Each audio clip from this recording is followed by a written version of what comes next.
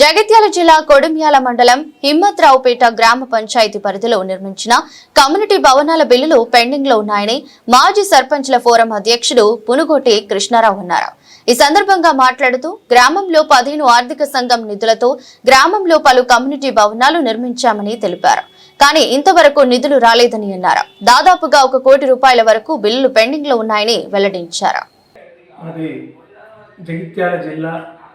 కొడిమ్యాల మండలము హిమ్మత్రావుపేట గ్రామ పంచాయతీ మాజీ సర్పంచ్ను. నా పేరు కృష్ణారావు.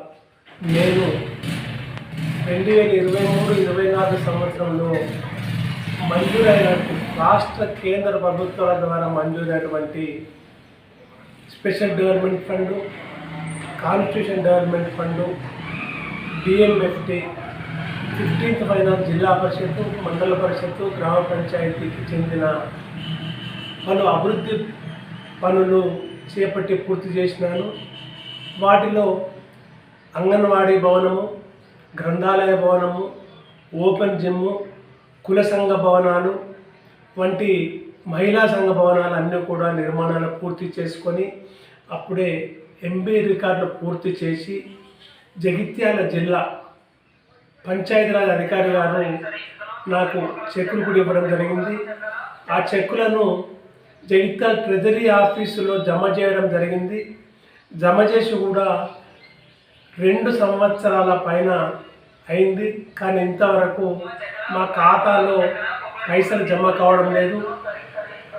గతంలో మాజీ సర్పంచ్గా ఉన్నప్పుడు గ్రామ పంచాయతీ పనులు కూడా ఎన్ఆర్జీఎస్ మరియు ఇతర పనులు కూడా మేము పూర్తి చేశాము. దాదాపు నాకు రాష్ట్ర కేంద్ర ప్రభుత్వ నిధుల నుండి మంజూరైన పనులు పూర్తి చేసి ఎంబీ రికార్డ్ చేసి చెక్కులు వచ్చినాయి 1 కోటి రూపాయల పైన ఉంటాయి. అంటే 2 సంవత్సరాల నుంచి కూడా నాకు ఎటువంటి ప్రభుత్వ పైసలు కూడా ఖాతాలో జమ కావడం జరగలేదు.